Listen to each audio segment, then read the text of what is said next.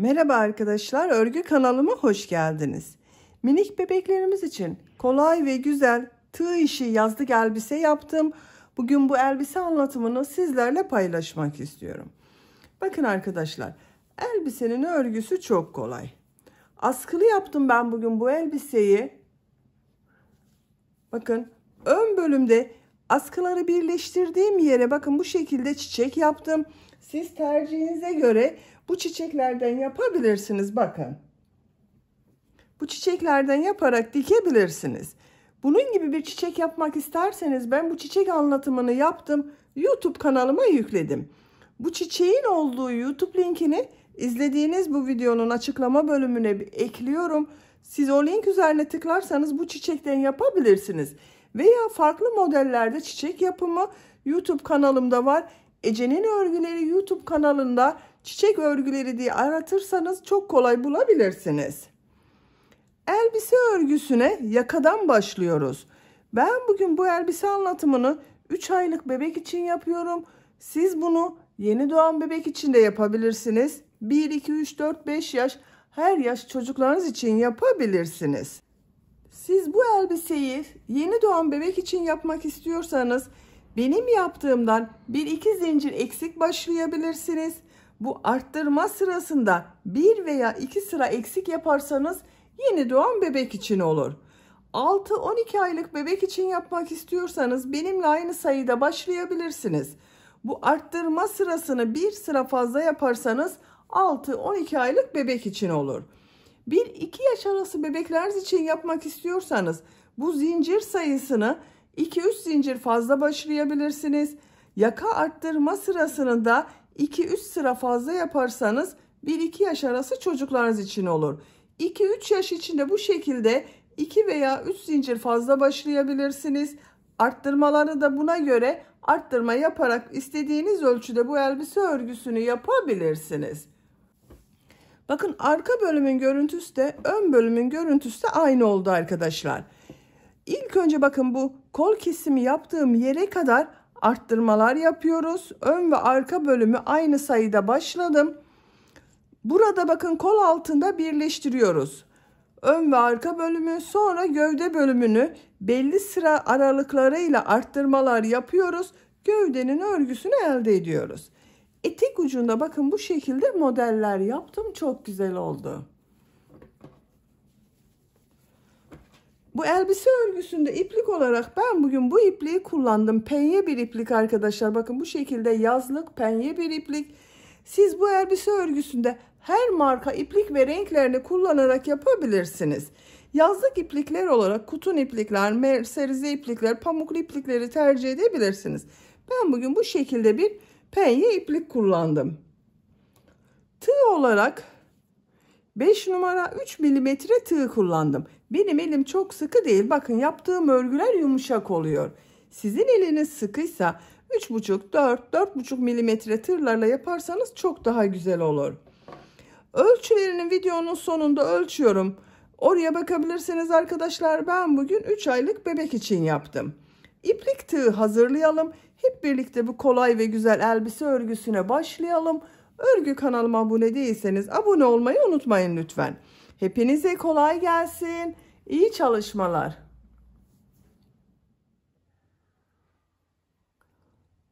Örgüye yakadan zincir yaparak başlıyorum. İlk ilmeği ben bu şekilde yapıyorum. Size nasıl kolay geliyorsa o şekilde yapabilirsiniz. Zincirleri yapmaya başlıyorum. Çok sıkı zincirler yapmıyorum. 26 zincir yapalım. 26 zincir yaptım. Çok sıkı zincirler yapmadım. 26 zincirin kaç santimetre olduğunu ölçüyorum. 13 santimetre zincir uzunluğu var. Benim elimin sıklığına göre 13 santimetre için 26 zincir yaptım arkadaşlar. Sizin elinizin sıklığına göre daha az veya daha çok sayıda zincir yapmanız gerekebilir. Benimle aynı ölçüde yapıyorsanız 13 santimetre olasıya kadar zincir yapın. Daha büyük çocuk için yapmak istiyorsanız da bunu 2, 3, 4, 5, 6 zincir fazla yaparak daha büyük çocuk için başlayabilirsiniz. Bu sırada bu zincirler üzerine trabzan yapıyorum. Tığ üzerine iplik alıyorum. 1, 2, 3 ilmek atlıyorum. 4. ilmeğe trabzan yapıyorum. Bakın bu 3 ilmek atladığımda bir trabzan, diğer ilmeklere trabzan yaparak devam ediyorum.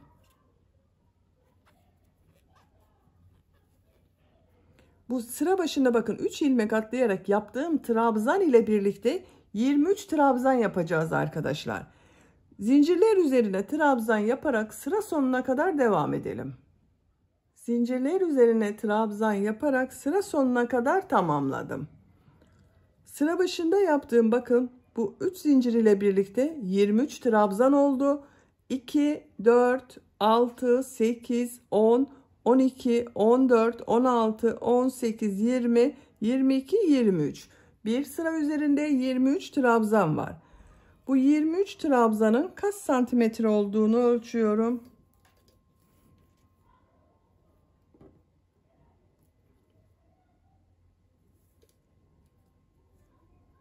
12 santimetre genişlik var. Benim yapacağım ölçü için bu 12 santimetre yeterli. Siz daha büyük çocuk için yapıyorsanız daha fazla sayıda trabzan olacak. İkinci sıradayım. 3 zincir yapıyorum. Bu sıradan itibaren hem bu sıra başında hem de sıra sonunda arttırma yapacağız arkadaşlar. Yaka örgüsü arttırmalar yaparak devam edecek. Bakın 3 zincir yaptım. Aynı ilmek içine bir trabzan yapıyorum. Bakın burada 2 trabzan oldu arkadaşlar. Üst zincirde bir trabzan. Bakın şu ilmek üzerinde 2 trabzan oluştu. 1, 2. Diğer ilmeklere trabzan yapıyorum.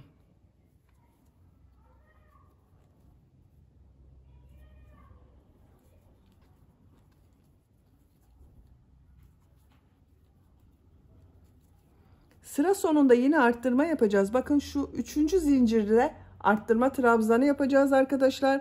Buraya kadar devam edelim.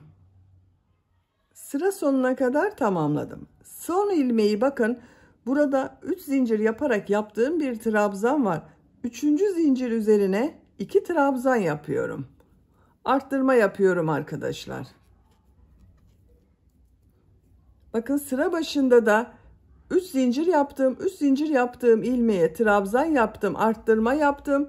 2, 4, 6, 8, 10, 12, 14, 16, 18, 20, 22, 24, 25 trabzan var. Bir sıra üzerinde 25 trabzan var. Bir arttırma sıra başında oldu.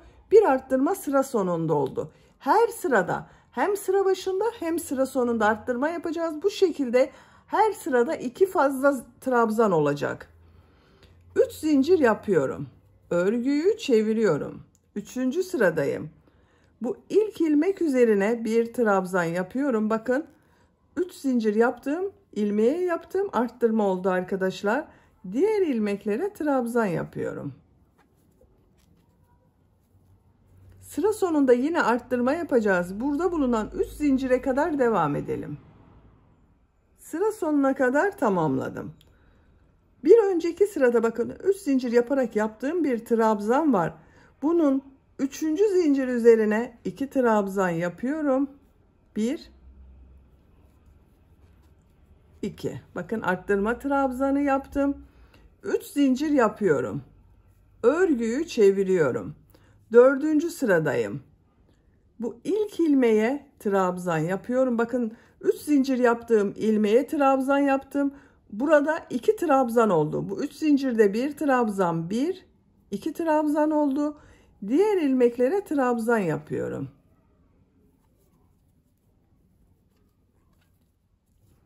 Sıra sonunda yine arttırma yapacağız. 3 zincire kadar devam edelim. Sıra sonuna kadar tamamladım. Bakın burada yaptığım 3 zincirin 3. zincir üzerine 2 trabzan yapıyorum. Arttırma trabzanı yaptım. Bakın bir tane. 3 zincir yapıyorum. Örgüyü çeviriyorum. 5. sıradayım. Bu ilk ilmek üzerine bir trabzan yapıyorum. Bu 3 zincir ile birlikte bakın 2 trabzan oldu. Görüntüsü bakın şu şekilde arkadaşlar. Her sırada bir sıra başında bir sıra sonunda arttırma yapıyoruz. Bu şekilde düzenli arttırmalar yapıyoruz. Diğer ilmeklere trabzan yapıyorum.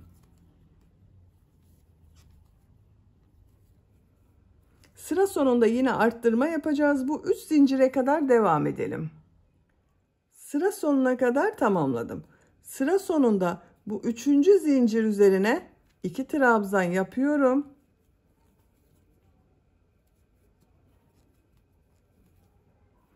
Üç zincir yapıyorum. Örgüyü çeviriyorum. 6. sıradayım. Bu ilk ilmeğe bir trabzan yapıyorum. 3 zincir ile birlikte bakın 2 trabzan oldu. Diğer ilmeklere trabzan yaparak devam ediyorum. Sıra sonunda yine arttırma yapacağız. Bakın burada yaptığımız 3 zincirin 3. zincir üzerine 2 trabzan yapacağız. Sıra sonuna kadar devam edelim. Sıra sonuna kadar tamamladım. Sıra sonunda bakın 3. zincire 2 trabzan yapıyorum. Arttırma yaptım. 3 zincir yapıyorum. Örgüyü çeviriyorum. 7. sıradayım. Bu ilk ilmeğe trabzan yapıyorum.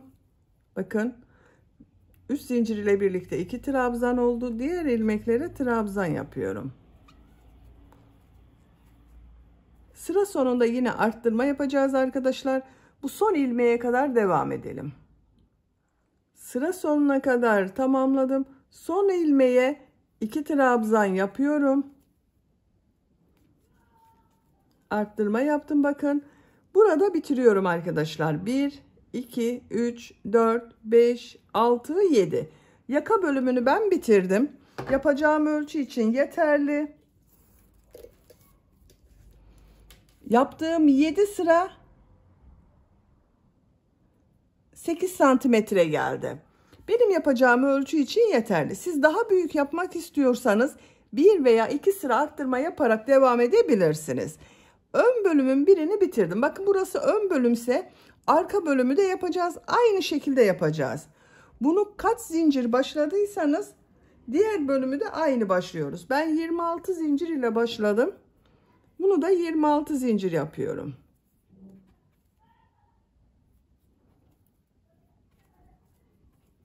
...26 zincir yapalım. 26 zincir yaptım. 3 ilmek atlıyorum. 4. ilmeğe trabzan yapıyorum. Bu 3 zincir ile birlikte 23 trabzan yapacağız. Bunun aynısı olacak arkadaşlar. Sıra sonuna kadar devam edelim. Sıra sonuna kadar trabzanı tamamladım. Bu bir sıra üzerinde 23 trabzan var. 3 zincir yapıyorum. Örgüyü çeviriyorum. İlk ilmeğe trabzan yapıyorum. Bakın arttırma trabzanı yaptım. Diğer ilmeklere trabzan yapıyorum. Sıra sonunda yine bakın bu 3. zincire 2 trabzan yaparak arttırma yapacağız. Bunun aynısı olacak arkadaşlar. Bakın bu bölümü ben 7 sıra yaptım. Bunu da aynı şekilde arttırmalar yaparak bir sıra eksik yapalım. 6 sıra olarak tamamlayalım. Bakın diğer bölümü de arttırmalar yaparak tamamladım. 6 sıra yaptım arkadaşlar. 1, 2, 3, 4, 5, 6. Bakın bu bölümü 7 sıra yaptım. Bunu 6 sıra yaptım. Bunda 7. sırayı yaparken 2 bölümü birleştireceğiz. İpliği bakın burada kesiyorum. En son ilmeğe yine 2 trabzan yaptım. İlmek içinden çektim. Bakın bu 7 sıra yaptım bunu. 1, 2, 3, 4, 5, 6, 7. 7. sırayı bakın bunda 7. sırayı devam edeceğiz. 5 zincir yapıyorum. Bakın kol altı için 5 zincir yapıyorum. 5 zincir yaptım. Düzgün gelmesine dikkat ediyorum arkadaşlar. Bakın şu şekilde bu bölümler birbirine bakacak. Tığ üzerine iplik alıyorum. Şu ilk ilmek üzerine 2 trabzan yapıyorum.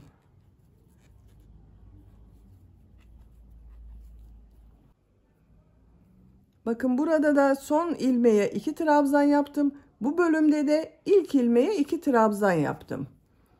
Diğer ilmeklere trabzan yaparak devam ediyorum. Sıra sonunda bu bölüm ile yine zincir yaparak birleştireceğiz. Sıra sonuna kadar devam edelim. Sıra sonuna kadar trabzan yaptım. Bu son ilmeğe 2 trabzan yapıyorum. Kol altı için 5 zincir yapıyorum. 1 2 3 4 5 zincir yaptım. Bakın diğer bölüm ile birleştiriyoruz. Şu şekilde bakın, düzgün olmasına dikkat edelim arkadaşlar.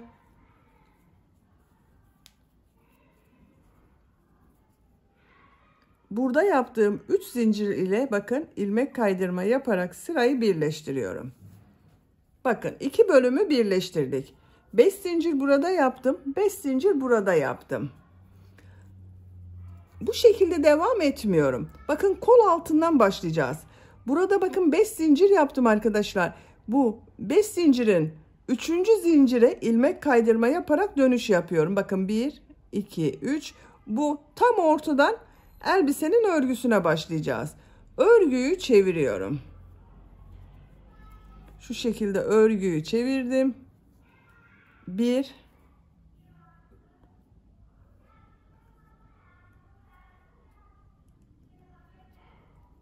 bakın 2 ilmek kaydırma yaptım.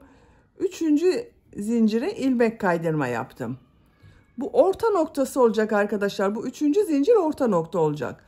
3 zincir yapıyorum. Tığ üzerine iplik alıyorum. Burada bulunan bakın 2 zincir var. Bu 2 zincir üzerine trabzan yapıyorum. 1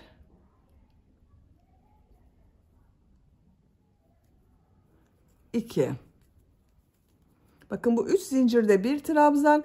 Bakın 5 zincir yaptım. 2 trabzan da bu sıra sonunda yapacağız. Diğer ilmeklere trabzan yaparak devam ediyorum. Her ilmek üzerine bir trabzan yapıyorum.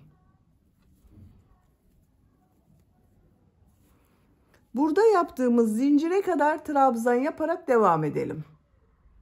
Kol altı için yaptığım bakın 5 zincire kadar trabzan yaptım. Buradaki zincirler üzerine trabzan yapıyorum. Bakın 1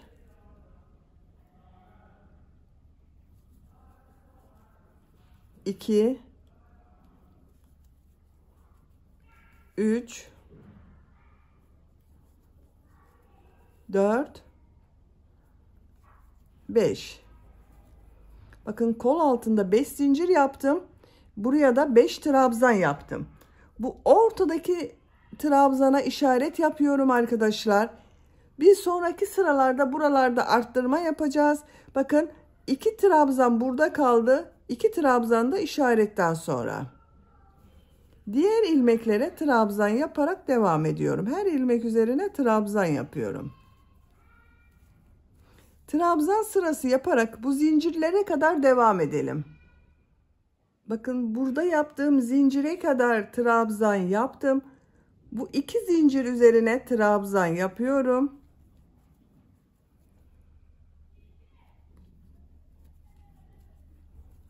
Burada yaptığım 3 zincir ile ilmek kaydırma yaparak birleştiriyorum.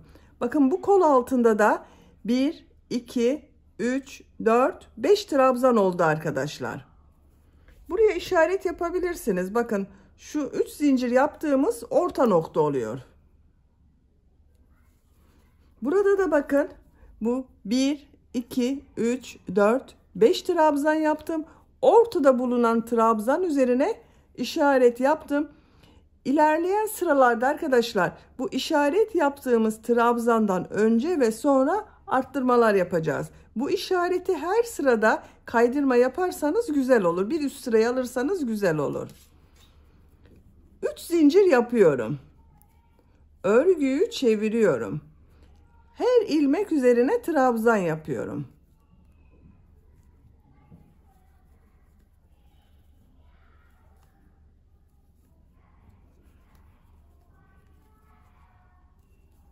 Trabzan sırası yapıyoruz. Sıra sonuna kadar devam edelim. Sıra sonuna kadar tamamladım. 3 zincir ile ilmek kaydırma yaparak sırayı birleştiriyorum. Bakın 2 sırayı bitirdik. Bu işareti de bakın bir üst sıraya alıyorum. Orta noktayı kaybetmemek için bakın buralarda arttırma yapacağız arkadaşlar. Bir üst sıradaki trabzanı alıyorum. 3 zincir yapıyorum. Örgüyü çeviriyorum. Her ilmek üzerine bir trabzan yapıyorum.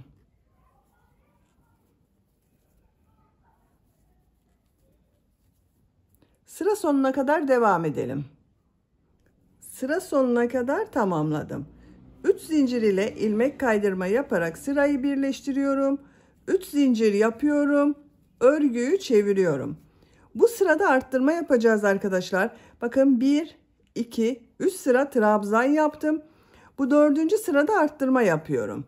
Tığ üzerine iplik alıyorum. Bu ilk ilmek üzerine 2 trabzan yapıyorum. Diğer ilmeklere bir trabzan yapıyorum.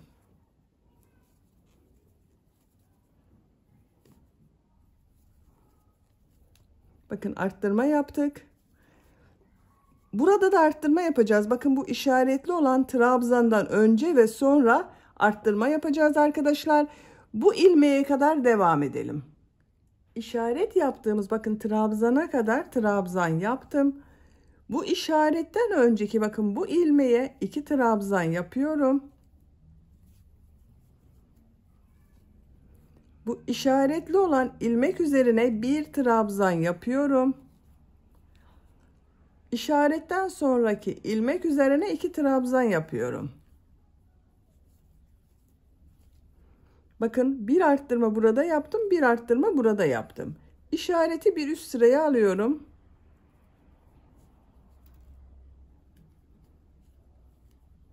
Bakın burası kenar ortası olacak arkadaşlar. Diğer ilmeklere trabzan yaparak devam ediyorum.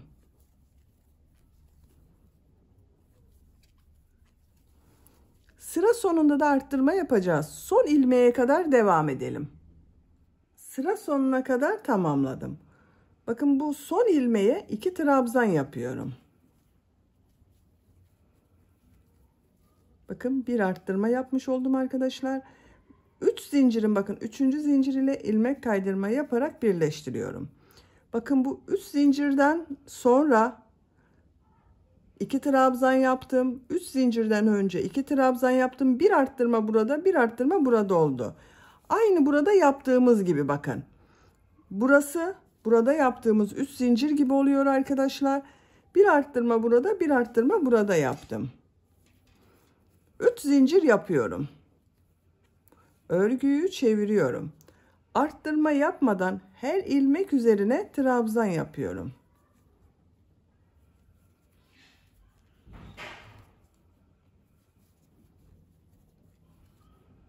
Sıra sonuna kadar devam edelim. Sıra sonuna kadar tamamladım. 3 zincir ile ilmek kaydırma yaparak sırayı birleştiriyorum. 3 zincir yapıyorum. Örgüyü çeviriyorum. Yine arttırma yapmadan her ilmek üzerine trabzan yapıyorum. Bakın buraya da işaret yapalım arkadaşlar. Şu arttırma yaptığım sıraya bir işaret yapıyorum. 3 veya 4 sırada bir arttırma yapacağız. Aralarda trabzan sırası yapacağız. Bakın şunu da bir üst sıraya alırsanız diğer arttırma yapacağınız yerde hangi trabzana yapacağınızı şaşırmazsınız. Bakın üst sıra trabzan yaptım. 4. sırada arttırma yaptım. Bu şekilde elbisenin örgüsü devam edecek. 3 sıra trabzan, 4. sırada arttırma yapalım. Siz tercihinize göre 4 sıra trabzan, 5. sırada arttırma da yapabilirsiniz. Ben 3 sırada bir arttırma yapmayı tercih ediyorum. Elbisenin örgüsüne düzenli arttırmalar yaparak devam edelim. Düzenli arttırmalar yaparak bakın buraya kadar tamamladım. 1, 2, 3, 4, 5, 6, 7, 8, 9, 10, 11, 12, 13, 14, 15 sıra yaptım. Her 3 sıradan sonra 4. sıralarda arttırma yaptım. Bakın etek ucuna doğru genişledi arkadaşlar. Santimetre olarak ölçüyorum.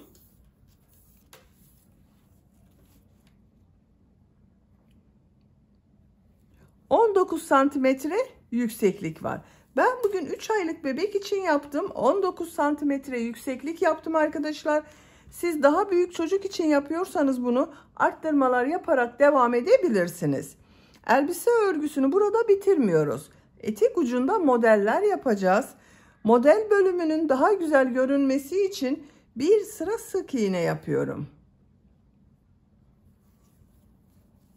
Bakın bir zincir yapıyorum, örgüyü çeviriyorum. Her ilmek üzerine sık iğne yapıyorum. Sık iğne sırası yapıyoruz.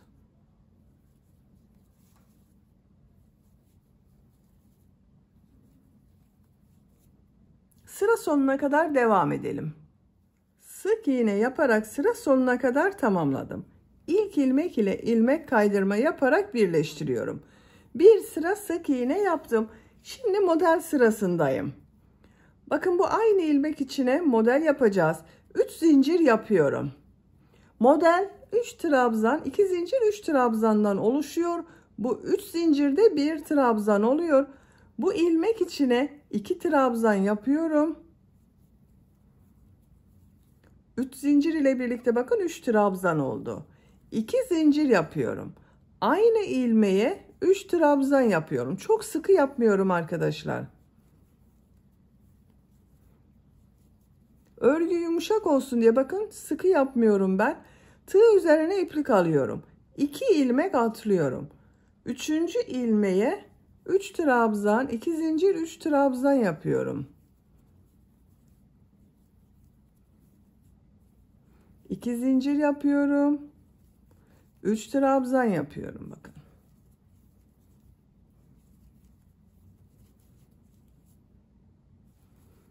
İki ilmek atlıyorum. 3. ilmeğe 3 trabzan, 2 zincir, 3 trabzan yapıyorum.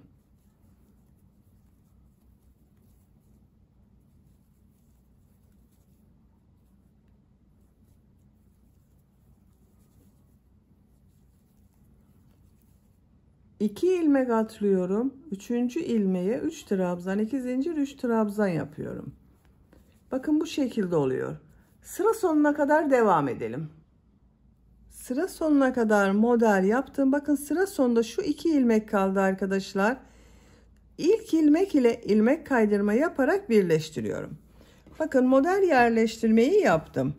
Görüntüsü bu şekilde oldu.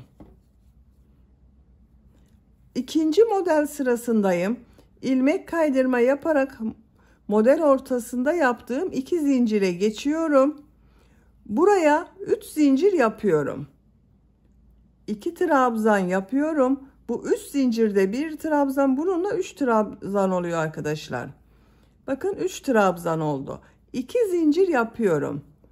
Aynı yere 3 trabzan daha yapıyorum.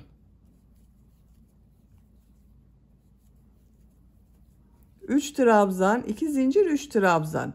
Tığ üzerine iplik alıyorum. Diğer model ortasına 3 trabzan, 2 zincir, 3 trabzan yapıyorum.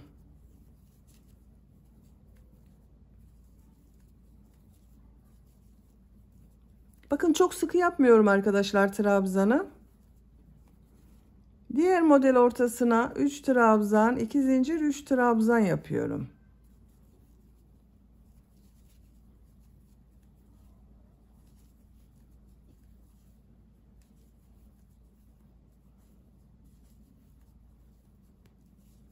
Bu şekilde bakın modeller yapıyoruz. Sıra sonuna kadar devam edelim. Sıra sonuna kadar tamamladım. Sıra başında yaptığım bakın bu 3. zincir ile ilmek kaydırma yaparak birleştiriyorum. 2 sırayı bitirdim. 3. sıradayım. Tekrar model sırası yapıyorum. İlmek kaydırma yaparak model ortasına geçiyorum. 3 zincir yapıyorum. Buraya 2 trabzan yapıyorum. Bakın uzun yapıyorum arkadaşlar trabzanı. 2 zincir yapıyorum. 3 trabzan yapıyorum. Bu 3 zincir ile birlikte bakın burada da 3 trabzan oldu. 3 trabzan, 2 zincir, 3 trabzan yaptım. Diğer model ortasına 3 trabzan, 2 zincir, 3 trabzan yapıyorum. Sıra sonuna kadar devam edelim. Sıra sonuna kadar tamamladım. İlk ilmek ile ilmek kaydırma yaparak birleştiriyorum. İpliği kesiyorum. Ben burada bakın 3 sıra model sırası yaptım arkadaşlar. Siz tercihinize göre bunu 4, 5, 6 sıra olarak devam edebilirsiniz. Bakın görüntüsü bu şekilde oldu etek ucunun. Dediğim gibi siz bu model sırasını istediğiniz kadar fazla yapabilirsiniz. Ben burada bitiriyorum. 3 aylık bebek için yapıyorum. Bu sıra sayısı benim için yeterli. Şimdi askıları yapacağız. Askıları yaparken bu kol çevresinde de pıtırcık modelleri yapıyorum. Şuradan bakın bir ilmek yapıyorum. Zincir yaptım, sağlamlaştırdım.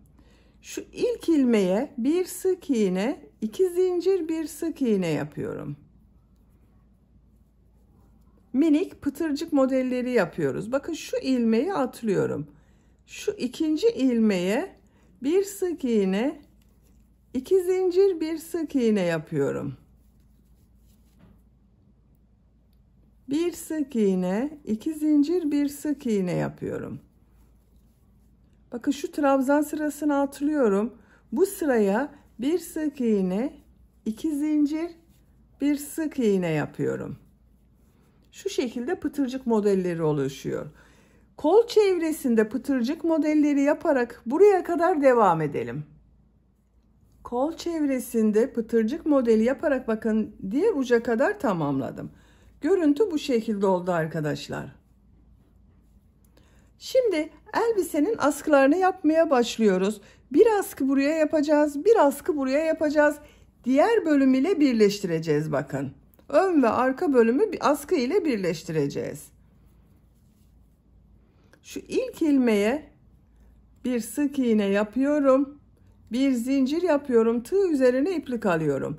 İkinci ilmeğe 2 trabzan, 2 zincir, 2 trabzan yapıyorum. Askıyı modelli yapıyoruz arkadaşlar. Model 2 trabzan, 2 zincir, 2 trabzandan oluşuyor. Dönüş için 3 zincir yapıyorum. Örgüyü çeviriyorum. Bakın bu 2 zincir yaptığım yere 2 trabzan, 2 zincir, 2 trabzan yapıyorum.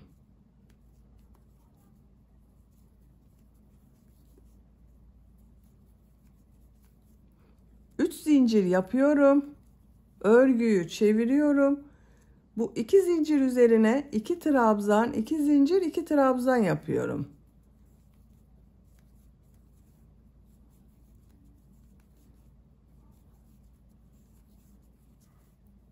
Üç zincir yapıyorum. Örgüyü çeviriyorum. 2 trabzan, 2 zincir, 2 trabzan yapıyorum. Bakın askının görüntüsü bu şekilde oluyor. Birkaç sıra bu şekilde model yaparak devam edelim. Askı örgüsünde bakın 6 sıra yaptım. 1, 2, 3, 4, 5, 6. 7. sırayı yaparken bu bölüm ile birleştireceğiz arkadaşlar. En son bakın buraya 2 trabzan yaptım. Dönüş için bakın bir zincir yapıyorum. Buradan şu ilk ilmeğe ilmek kaydırma yaparak birleştiriyorum. Bir zincir yapıyorum. Tığ üzerine iplik alıyorum. Bu 2 zincir üzerine 2 trabzan yapıyorum. Bakın ikinci ilmeğe ilmek kaydırma yaparak birleştiriyorum. Tığ üzerine iplik alıyorum. 2 trabzan yapıyorum.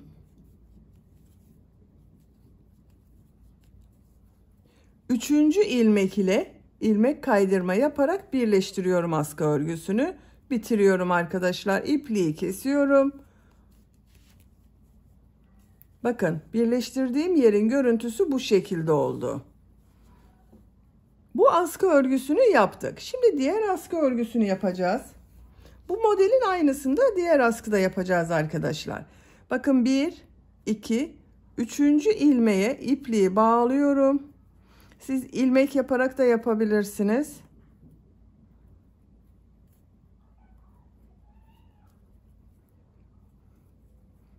Buradan bir ilmek yapıyorum. Bir zincir yaptım, sağlamlaştırdım. İkinci ilmeğe 2 trabzan, 2 zincir, 2 trabzan yapıyorum.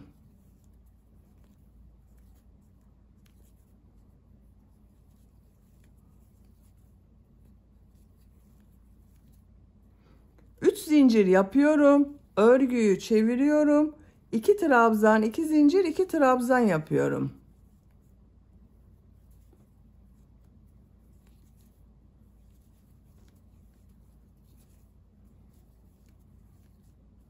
Üç zincir yapıyorum. Örgüyü çeviriyorum. 2 trabzan, 2 zincir, 2 trabzan yapıyorum.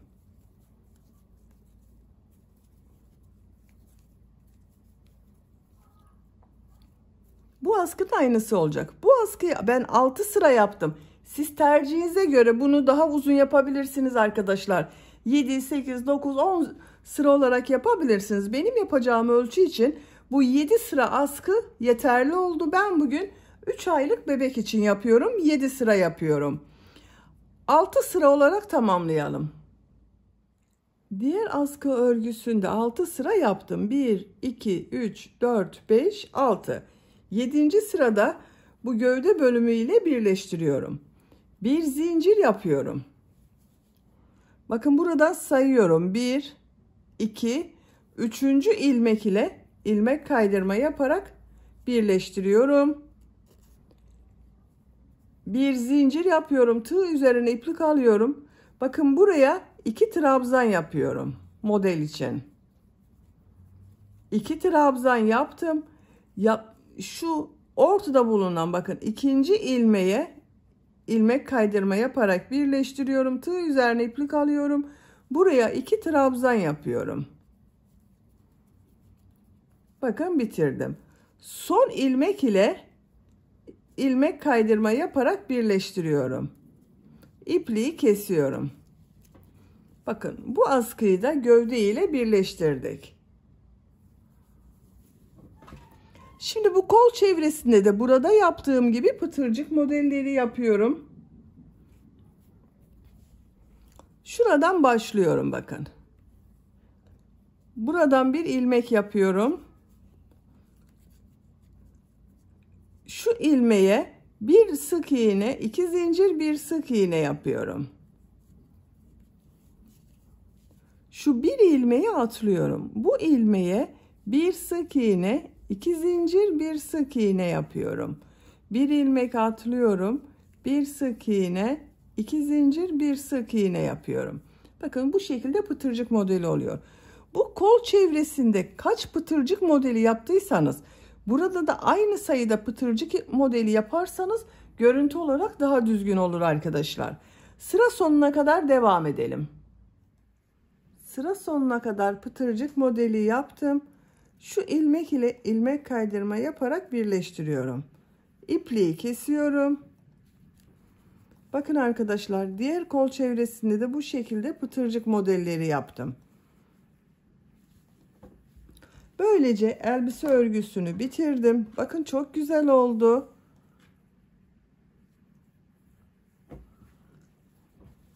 Ön arka aynı model oldu arkadaşlar. Siz istediğiniz yerine ön bölüm kullanabilirsiniz. Elbiseyi bu şekilde kullanabilirsiniz. Veya bu askıları bakın buralara şu şekilde çiçekler yapabilirsiniz. Veya kendinizin yapacağı bakın bu şekilde popcorn model çiçekler yapabilirsiniz. Fiyonk süsleme yapabilirsiniz.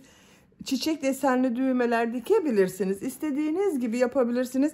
Veya hiçbir şey yapmadan bu şekilde de kullanabilirsiniz. Çok güzel oldu. Bitmiş olarak ölçülerini söylüyorum. Bakın buradan gövde genişliğini ölçüyorum. Kol altından